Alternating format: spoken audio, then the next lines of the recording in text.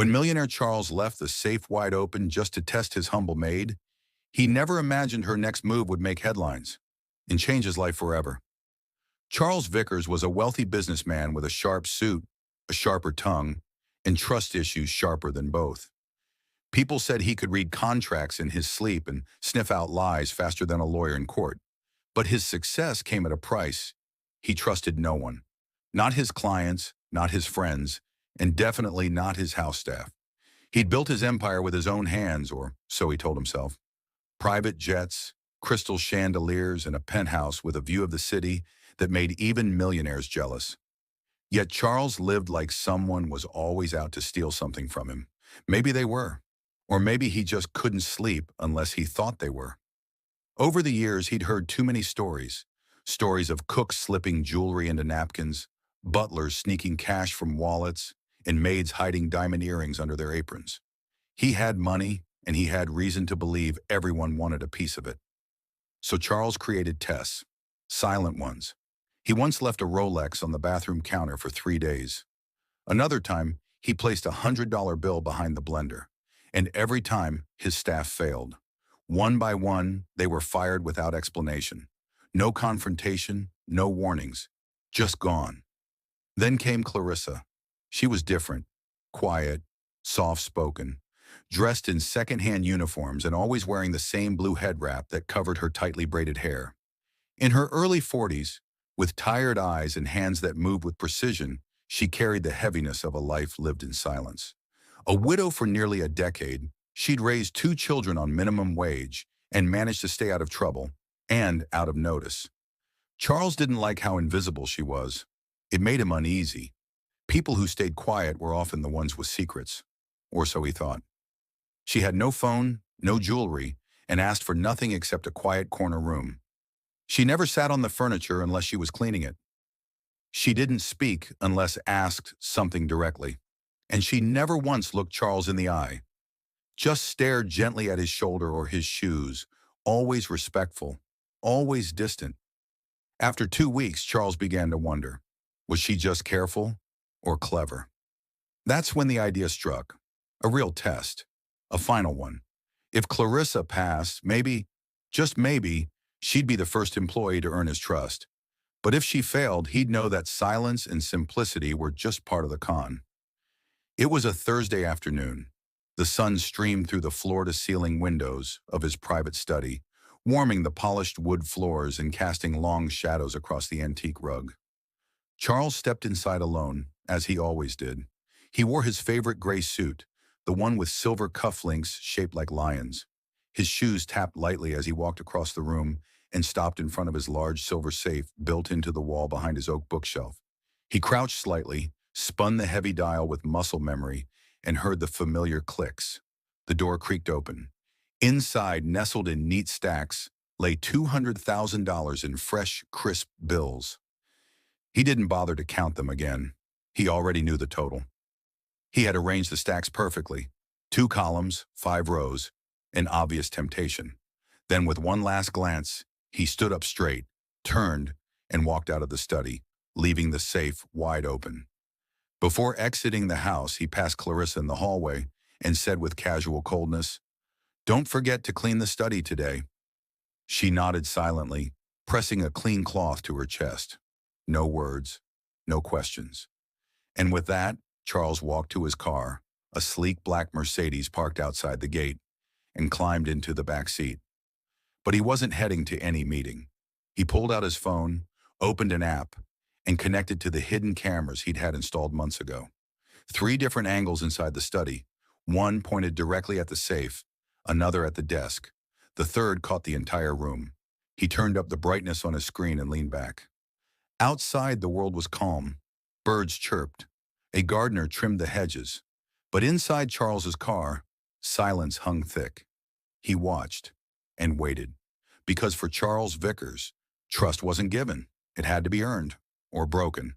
And in the next few minutes, Clarissa's every move would decide which it would be. At exactly 3:17 p.m., Clarissa pushed open the heavy door to the study. She entered quietly, just as she did every day, wearing her simple blue apron and the same well-worn shoes that barely made a sound. Her head wrap was neatly tied, her face calm and unreadable. In one hand, she held a small metal bucket with some cleaning spray and a sponge. In the other, a faded rag folded carefully in thirds. She didn't know it, but every movement she made was being watched. Not by God, not by fate, but by Charles Vickers, through the cold, blinking lens of a hidden camera. From his parked car just beyond the front gates, Charles leaned forward in his seat, his jaw tight and eyes wide. His phone screen glowed in his hands. One touch brought up the live feed of his study. 3 angles. High definition. Every inch of that room was visible. He was watching more than a cleaning session. He was watching a trap. Clarissa moved as she always did, steady, graceful, without a trace of hurry or hesitation. She started at the desk, dusting around the heavy lamp in the bronze letter opener. Her fingers moved with gentle precision, lifting small objects, wiping beneath them, then placing them back with the same care someone might use for family heirlooms. Then she moved to the shelves, lined with books that Charles never read, but insisted made him look grounded. She wiped them spine by spine, not missing a single one. A small photo frame caught her eye. She picked it up, wiped the glass, and smiled softly at the picture inside. Charles is a young man, standing proudly with a woman and child. She placed it back exactly as she found it. Then her feet shifted. She turned and walked toward the far wall, toward the safe. Charles sat up straight, his eyes narrowed, his fingers tightened around the edges of his phone, as if trying to push himself through the screen. His heart began to race. "There it is," he whispered to himself. "Let's see." The tall steel safe was wide open. Inside it, 10 thick bundles of $20,000 each, stacked neatly like fresh loaves of bread. The soft overhead light caught the edge of the top stack, giving it a golden glow. There were no distractions, no barriers, nothing stopping anyone from reaching in and changing their life in 5 seconds. Clarissa stopped. Right in front of it. She stared. A pause. Charles held his breath. His thumb hovered over the record button. He was ready to capture the proof. The exact moment when a person's true nature revealed itself.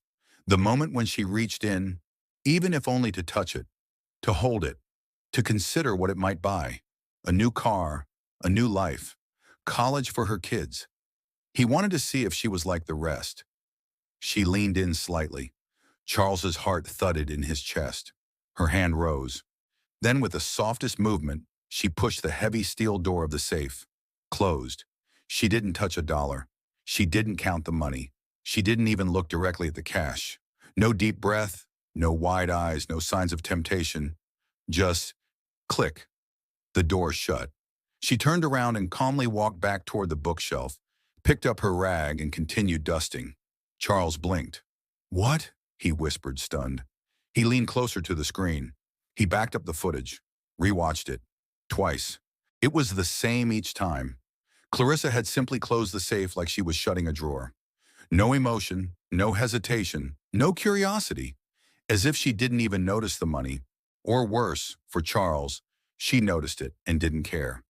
He stared out the window of his car, phone still in his hand, silence hanging in the air like a heavy fog. For a man who had made millions predicting human behavior, manipulating contracts, and always assuming the worst, he had just witnessed something that didn't make sense to him.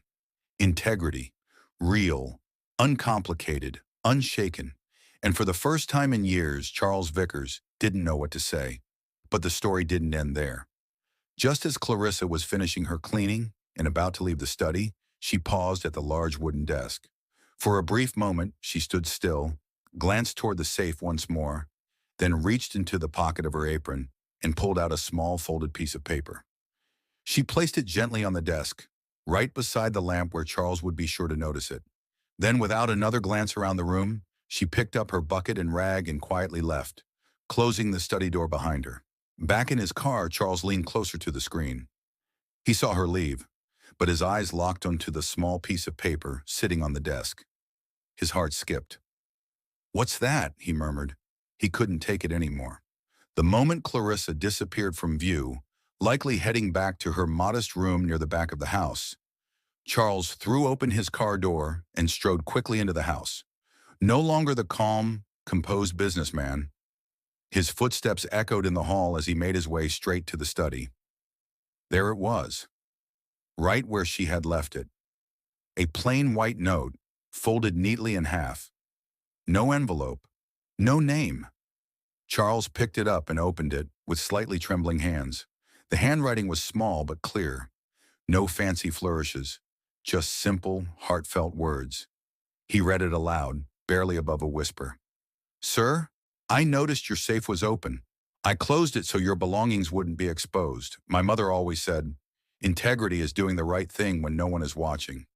Thank you for allowing me to serve in your home. That was it. No defense, no accusation, no need to explain. Just quiet, confident dignity. Charles stood there in silence, staring at the note. The study, once filled with suspicion and silent surveillance, now felt heavy with something new. Respect. He placed the note back on the desk, sat down slowly in his leather chair, and whispered, I misjudged her. And for the first time in a very long time, Charles Vickers began to rethink what trust really looked like. Charles called Clarissa to the living room. His voice was steady, but inside his thoughts were tangled with shame, curiosity, and a strange sense of admiration he wasn't used to feeling. Clarissa entered moments later. Her steps were quiet, careful. She wore her usual blue apron, her hands folded politely in front of her. Her eyes didn't dart around the lavish room. She had seen it all before. What she hadn't seen was the way Charles was looking at her now. Clarissa, he began, sitting stiffly on the edge of the leather couch. You saw the money, didn't you? She nodded gently. Yes, sir. He paused, unsure how to ask the next question, but he had to know. You didn't think about taking any? Clarissa didn't flinch. Her answer came softly but carried the weight of 1,000 storms. No, sir. I clean dirt, not character. Charles felt that sentence land like a punch to the gut. It wasn't just clever. It was deep. It was true. And it was aimed right at the mirror he didn't want to look into.